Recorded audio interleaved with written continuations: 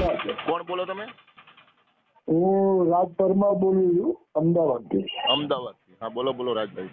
હા, એટલે અમારે ભાઈ મિસિંગ થઈ ગયા હતા 4-5 દિવસથી. નાના ભાઈ મોટા ભાઈ? મોટા ભાઈ મારા પપ્પાના ગુમ થઈ મોટા ગયા ભાઈના હતા એવું? છોકરા. હા હા હા એટલે ઘરેથી જતા રહ્યા એમ ટેન્શન ના લીધે. બરોબર.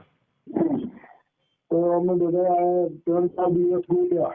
હા અમદાવાદમાં સીસીટીવી કેમેરા ખોલ્યા, પછી શેર કરી દીધું ફેસબુકમાં ને ઇન્સ્ટાગ્રામમાં ને વોટ્સઅપમાં. હા. તો તમારા ભાઈ ગુમ થઈ ગયા, તમે ભોળાદ શું કરવા ગયા હતા? ગોતવા.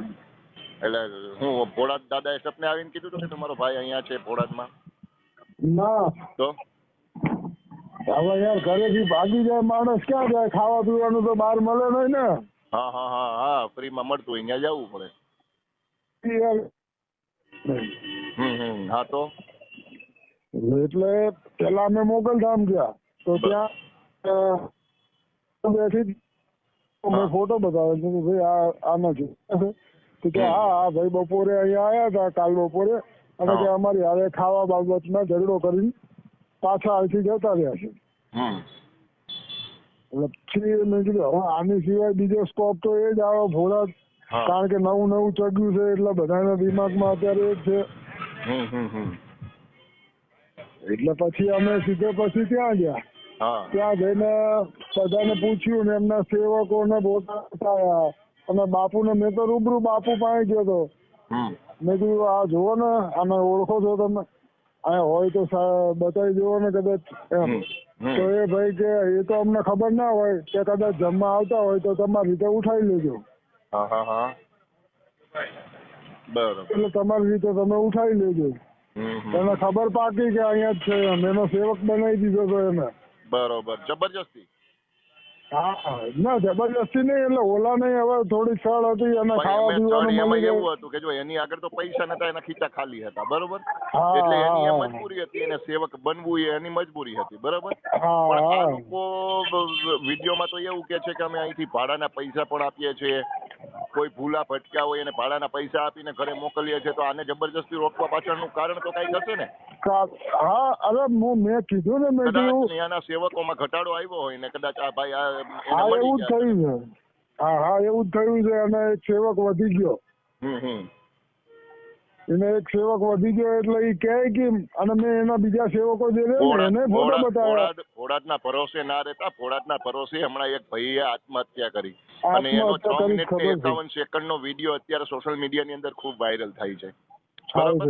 એટલે આવી ફાલતુની અંધશ્રદ્ધામાં ફરતા નહીં અને આવી અંધશ્રદ્ધામાં ભરમાતા નહીં. ભોળાદ ભાલ સાનિધ્યના જે દાનભાઈ કહે છે કે હું મોતની તારીખ આપી દઉં ને કાળો નાગ બનીને ડંખ મારું અને 3 દિવસની અંદર લોહીની ઉલટી કરાવું. અમે 1 મહિનો થઈ ગયો એનો વિરોધ કરીએ, અમને તો સાદી ઉલટી પણ નથી થઈ. ખબર છે, એટલે તો મેં તમને મેસેજ કર્યો. સપને આવે છે ને એ 7 પેઢીના ઉલ્લેખ કરે છે ને ખુલાસા કરે છે. અમારી એક પેઢીનો ખુલાસો કરીને બતાવે નહીં ભાઈ. એટલે આવી ફાલતુની અંધશ્રદ્ધામાં ક્યાંક બીજું કઈ નથી, ડિંડક છે, બીજું કઈ જ નથી. બરોબર? હા છે સાચી વાત છે. હાવ ડિંડક, ખોટું છે. હા, એટલે એવી અંધશ્રદ્ધામાં ખોટું ભરમાવું નહીં, લાખો રૂપિયા ખર્ચવા નહીં, કારણ કે જે પણ વ્યક્તિ ત્યાં જાય ને તે આર્થિક પરિસ્થિતિ એની બધાની એક સરખી નથી હોતી. અમુક લોકો બીજા પાસેથી ભાડાના ઉસીના લઈને ત્યાં જતા હશે. સાચી વાત. અને ત્યાં ખોટી તારીખો આપવામાં આવે છે. તમારા ઘર પાછળ આ છે, તમારા ઘર પાછળ ઢીકડું છે, તમને કોઈ કાળો નાગ દેખાય છે, તમને આવા સપના આવે છે. ભાઈ સપના કોને ના આવતા હોય? અને નાગ ભવિષ્યમાં સિટીમાં રહેતા હોય કે ગામડાની અંદર રહેતા હોય કે વાડી વિસ્તારમાં રહેતા હોય, નાગ કે સાપ જોવો, નજર ચડવો એ સામાન્ય બાબત છે. કારણ કે એક જીવ છે, પ્રાકૃતિક જીવ છે, ગમે ત્યાં નીકળી શકે. બરોબર? એનો મતલબ એવો નથી કે ભોળા ભાલના સુરાપુરા એ દર્શન આપ્યા હોય.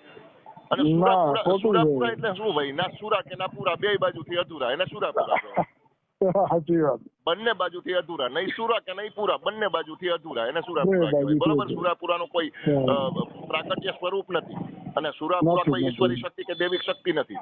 અને માણસ મરી ગયા પછી ક્યારે બીજાના શરીરમાં પ્રવેશ ના કરે, કારણ કે માણસનો જીવ છે ને આ પ્રકૃતિમાં વિલુપ્ત થઈ જાય, પછી બીજાના શરીરમાં ક્યારેય આવતો નથી. અને દાનભાઈ એટલા સાચા હોય તો એટલી અમે ચેલેન્જ આપી છે, પડકાર આપ્યો છે, તો દાનભાઈ આવીને ટીવી ચેનલમાં કેમ નથી બેસતા ભાઈ?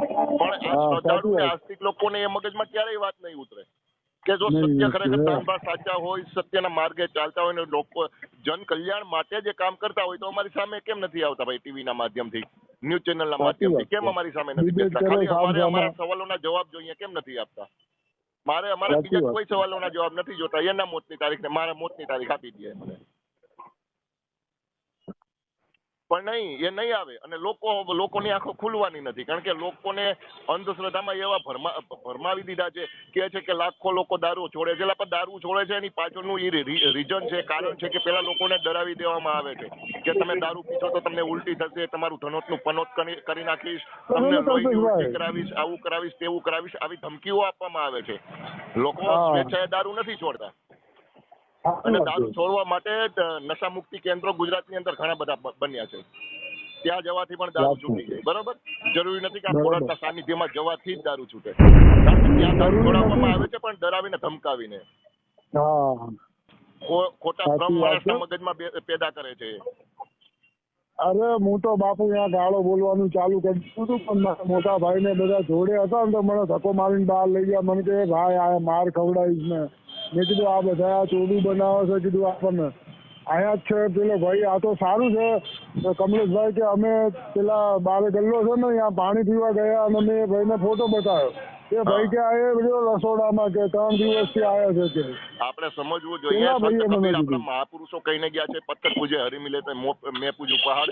પછી બીજું કીધું છે કે એક ભૂવો બીજો ભૂવો 18 લાખ હુવા, સાચી માતાની ભાડ ન કીધીને ધૂણીને મુવા, કબીર કે ઈરે માર્ગ નથી જોવા. બરોબર, એટલે આ બધા માર્ગ આપણે જોવાના ના હોય. આ હાચી માતાની ભાડ ન, હાચી માતાને કોઈ દી સમાચાર ના પૂછ્યા હોય, હાચી માં ભેગું કોઈ દી એક બટકું જમ્યા પણ ના હોય, અને આ ધૂણીને મરી જાય. સાચી વાત, સમજી ગયા? હા, એટલે પાખંડ વાળા પૂજાણા જગતમાં સાચા સતી જતી સંતાણા, જગતમાં પાખંડ વાળા પૂજાણા, એટલે આ બધા પાખંડ વાળા છે, આજ પૂજાવાના છે. બરોબર, સાચા સંતો ને રતિ સતી છે ને એની કોઈ કદર નહીં કરે. પણ આવા પાખંડીઓને પગે ચોંટી જાય છે, કારણ કે આવા પાખંડીઓ નત નવા ધતિંગો કરે, નત નવા ડિંડકો મારતા હોય. બરોબર, ટોપના ગોળા કરતા તો મોટી વાતોના ગોળા ફેંકતા હોય. અને લોકો એની વાતોમાં ભરમાઈ જાય છે, આવી જાય છે. કાંઈ વાંધો નહીં. મળી ગયા ને તમારા ભાઈ અત્યારે? હા, મળી ગયા. એમ કેમ છે ને એનાથી વાંધો ને કાંઈ? ના, એમ કાંઈ વાંધો નથી, એકદમ રેડી છે. બોલો, મારી કોઈ મદદની જરૂર હોય તો કહેજો. હા, વાંધો નહીં, કહી દઈશ. ચાલો.